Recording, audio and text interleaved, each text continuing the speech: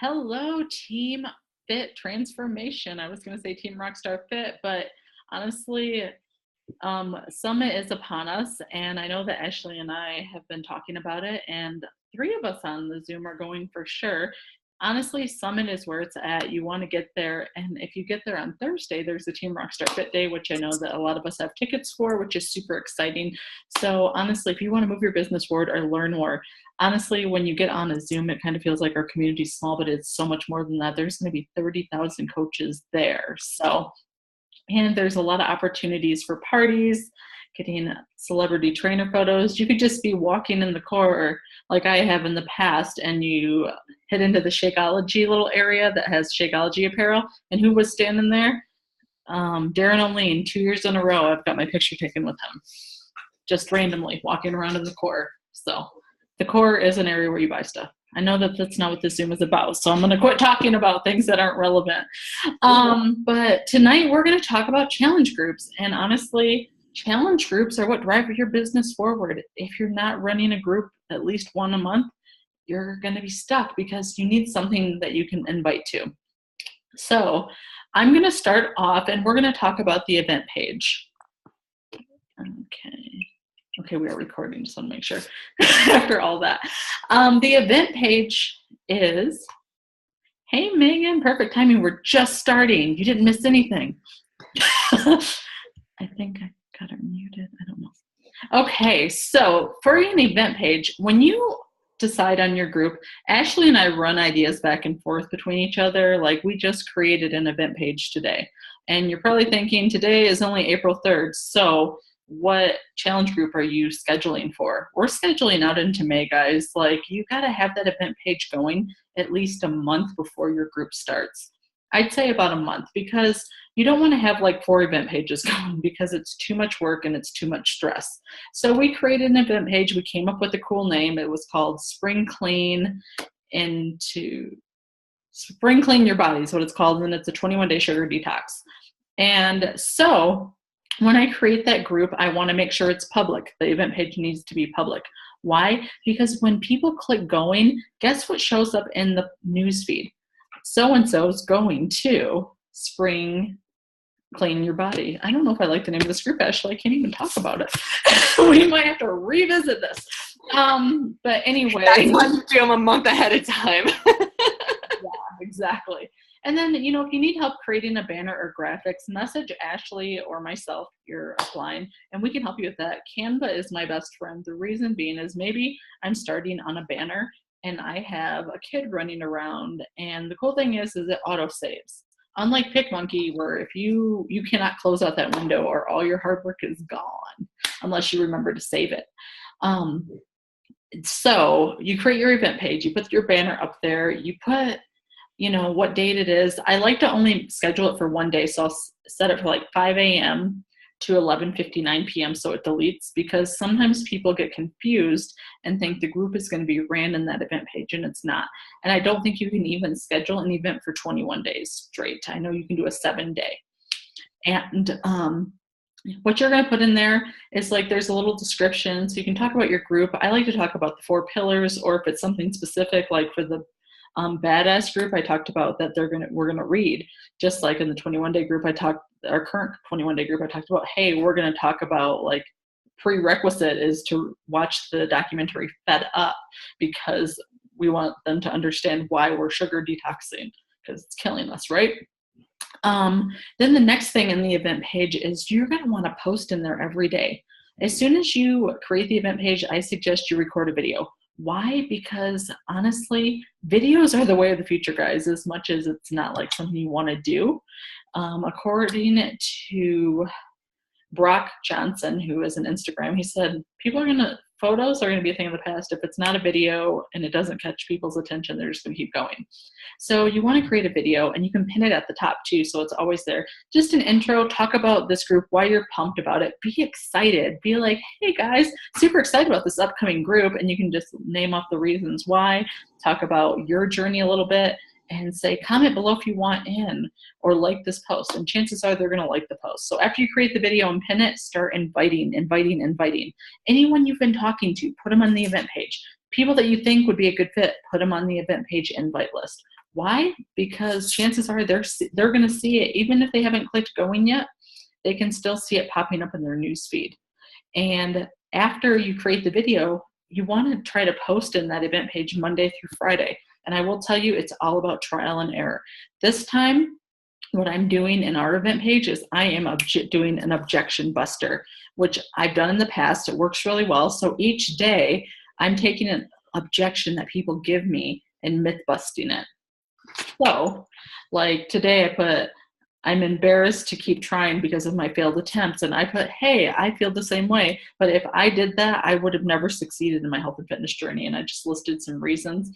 There's so much stuff you can put in there. You could even run your event page like a challenge group: Motivation Monday, Tasty Tuesday, Weight Loss Wednesday, Thankful Thursday, Fit Friday, and just give them tips. And then maybe even some of the tips, like you can post like quotes that are going to help them, tips and tricks that you can find on Google. Google is my best friend. If I'm looking for something to post, I'll just post, like type in what I'm looking for. Like today, I did a post on Instagram and I was like, do you like cantaloupe? So I typed, what is the benefits of cantaloupe? And then clicked on images and copied down what it was to create a post. There's so many ways to create a post too. My suggestion though is do not post to all Beachbody. If you want to talk about Shakeology, hold up your shaker. Don't just take a Beachbody stock photo. Make it real, make it authentic, make them want to be in the group, not just because they think you're going to sell them something, but reasons why. I even have a graphic that sometimes I like to share from a 7-day that we've done of testimonials, like Testimonial Tuesday. Why should you join this group? Check out what happened with these challengers. There's so many ways to go about it. And if you have a like page, I suggest sharing that on your like page. If you run a free group on Facebook, feel free to share your upcoming events in that page as well. That's how I got a lot of my challengers in the past. Is if I was running a new event, I would share my event on my like page, on my old challenge groups that I might have still, and things like that. So any questions? I know I just spewed off a lot of information. But the thing is this too, is you don't want to create an event page and not post anything in there. You've got to be posting at least every other day. The weekends can be hit or miss. I don't normally try to post on Saturday and Sunday because it's not a lot of traction. Unless like maybe you're going to the grocery store. Hold up your grocery list and snap a selfie and be like, hey guys, failing to plan is planning to fail. What is on your grocery list this week? Let's talk meal prep. You can do so much with it, and feel free to share. Like if you find a cool article, a lot of times, like I run a recipe club. If I log into teambeachbody.com and I see a cool new recipe, I post that recipe in my club. And you can even do, if they have like some cool tips that you might want to use, maybe there's a meal prep tip. Hey guys, check out this blog. Meal prep can be tedious, but here's some tips to make it easier on you. There's so many things you can do with an event page.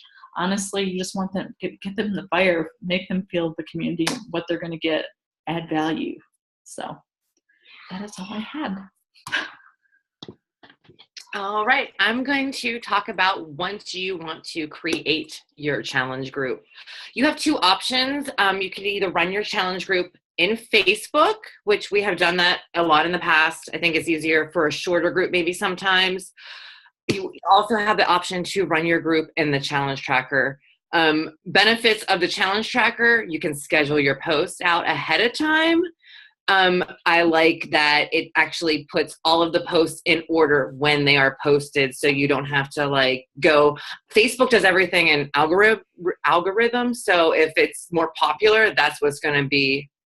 So kind of pick and choose how you want to run your group. I'm going to honestly recommend that if you're running a longer group, to put it in the tracker. Another great benefit of the tracker is that it saves your posts and you can reuse them for future groups. So say you kind of want to keep all your 7 days the same, like say you just want to do a Shakeology party once a month, 7 days. You can just use the same exact post and just kind of upload it right there. So it takes a lot of the work out for you if you're going to run the same groups. Okay, so you want to start your group a week before your group officially kicks off. And you want to do this for a number of reasons. You want to, first off, when you create your group a week before, add all your participants at that time. You want everybody to get the same experience. You want everybody to take away the same value and know the pregame for a challenge group.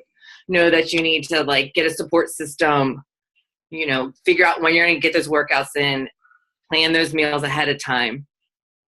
And also to piggyback on that, if you don't know what to post for your pregame, if you click on that challenge group guide, I was gonna lead into that. There are posts for everything in our back office. If you go, actually in the challenge tracker group now, it's the same exact tool that is in your back office under business tools.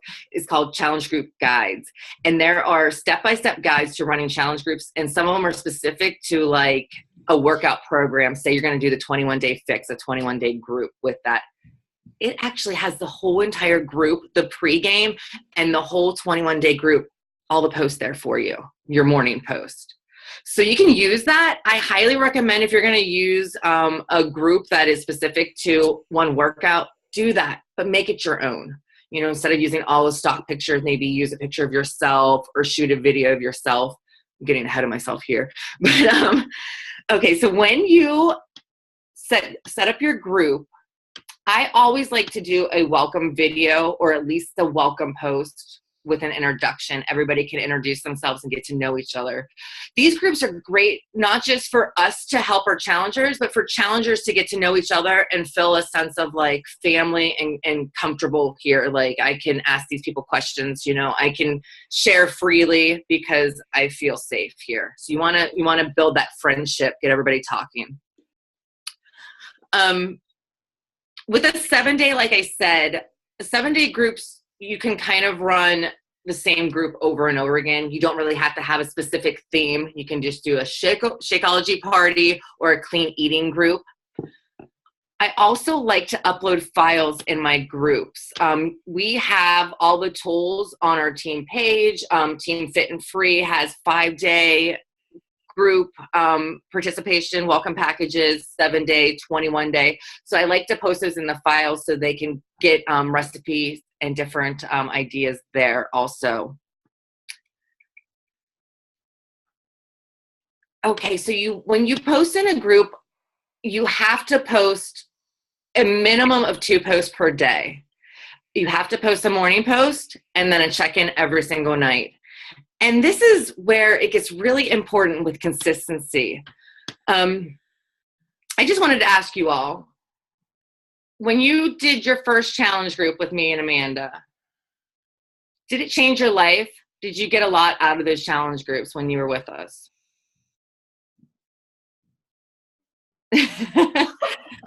Okay, I'm going to tell you what, if it wasn't for a successful 5-day group that I started out with from my coach, I wouldn't have became a coach. Like these challenge groups changed my life. And it was because my coach showed up every single day. She showed up on the same exact time and I knew that I could rely on her. And you know what was amazing is that she commented back on every single comment that was posted in that group. And I know that I strive to comment on every single post because you're lifting people up with these groups. We are giving people confidence. We are giving people their lives back in a sense, you know? So we have to lift them up. We have to support them. You don't know that if you just say like, oh, I like your shirt to somebody, that could be that turning point that they needed to make their day and to feel better and get out of bed and move on with their day. So that's why it's vital that we support every single person in this group, if they're your challenger or not. Okay, sorry, got off on a little tangent there. And also, this is key that we have to set the example in these groups. So if you're asking people to post something or to do something, we have to do it ourselves. So, you know, if you're asking somebody to post their Shakeology and their workouts every day, we have to do that. If you're asking somebody to check in every night, we have to check in, because if we're not doing that, why would they want to do that? You know, if they're not even seeing their coach participate. So we really have to lead by example and set the tone for the group. I also, taking a step back, I always talk to my challengers before they get into a group. It doesn't always work out this way, but I let them know that participation is key in succeeding in reaching your goals. Because I know when I first started out, I just wanted to get people in groups, and I didn't express how important it was that if they participated, they would have a higher success rate. And you have a lot of sour groups that way because people really don't take it seriously or think that it's worth anything. So if you get people to actually interact, that's where you're going to get results and have people really see that these things work. Okay, do you all know how to schedule out posts in the tracker? Yeah, there's videos that we have posted in our team page. So I strongly suggest you schedule out at least all your morning posts, because I like to be a 6 a.m. every day consistent morning post. So I don't want to risk it if I'm running late or something. So highly recommend at least scheduling out your morning posts, if not all your posts ahead of time. I know we're running the Badass group right now, and I'm going to try to do it at least a week ahead of time. I think Amanda's already kicked butt and is already like done with all of her posts majority, but she left all of her afternoon posts open because I know Amanda likes to see the tones, kind of see where people are struggling, and then add in that afternoon post. Maybe it's on nutrition, or if somebody's struggling with a move that's fitness, that's what she'll touch on to make it more personal. I highly recommend shooting videos and sharing yourself in these groups. Make it you, make it personal, make people want to relate. And a good tip is in your post, end them with a question so somebody has to answer back. It's not just like I'm giving you all these facts and then you just read it and you move on. If you give them all this information and say, what did you think about that? Or, you know, what are you going to do today to take action on this? They have to engage, and you keep that morale going. Be consistent. Oh, prizes. Let's talk prizes. You know, if me and Amanda used to give out prizes all the time. They've gone good or bad. I know that a lot of people sometimes will join a group just because they want to win a prize. And then I know that we've given out some pretty awesome prizes I was super stoked about, and it was like nobody really cared at all. So I don't know, but if you have a group, especially like a longer group, or if you want to give like a small gift away every day in a 7-day, that's cool. You know, maybe people will check in just because of that. But if you have a longer group and people aren't participating, maybe do like, okay, selfie sweaty, selfie Saturday. Like everybody that posts a selfie sweaty picture today gets entered into a drawing for a Shaco cup or something, you know, but at least people will get re-engaged and want to connect. It doesn't have to be an expensive price either. You know, like $2-3 a hair tie. Seriously, like people just want to win something. What? The Target $3 bin. Seriously. Target, I guess. I also wanted to talk about like engaging with your customers on a personal level while you're doing these groups, especially a new customer in a 7-day group. I always check in on day 2. I always want to check in with them and see how they're doing with their Shakeology. Are they liking it? Are they getting the right recipe? You know, a lot of times you find that people will add water, like they'll make it like pudding and be like, this is gross. I mean, it's funny what people will do with Shakeology if they don't know, but always check in with them, and you want to see how their Shakeology is going, how they're doing. And then on a 7-day, I always follow up 2 days before it's over, because you want to see if they want to continue on. Tell them about joining them. If they're really cheering other people on, offer them the coaching opportunity. Let them know about the discount. Let them know that they can join the team, that you know really saw that they would make an amazing coach. As far as 21-day groups go, a lot of our 21-day people are current challengers. They're not new. So if they're new, definitely engage with them the same way. If they're a current challenger, I always try to reach out at least once a week just to check on them, see how they're doing. If somebody is not participating at all, that is like a red flag alarm. Something's not right. Always reach out when somebody's not participating. That's when they need your support and help the most. And my best advice on challenge groups is to finish them strong. You have to finish them strong. I mean, you can run a 21-day group and it can start off amazing, and you lose the faith and you disconnect, and then it's just like, you wasted those whole 3 weeks. So you have to finish strong, have to keep that excitement going, have to show them that there's more after this. And, you know, just cheer them on as much as you can. I think that's about all I got.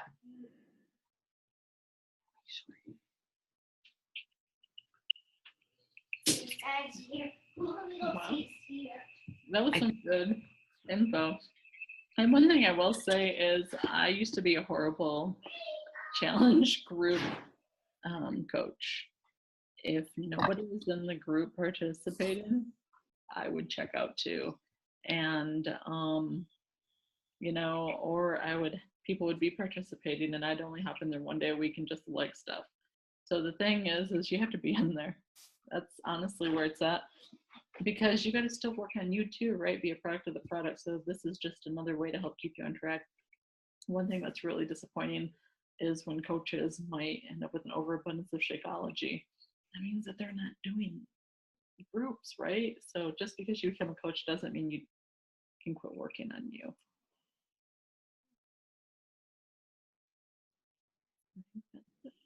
Do you want to open it up for questions? I'm going to flip through.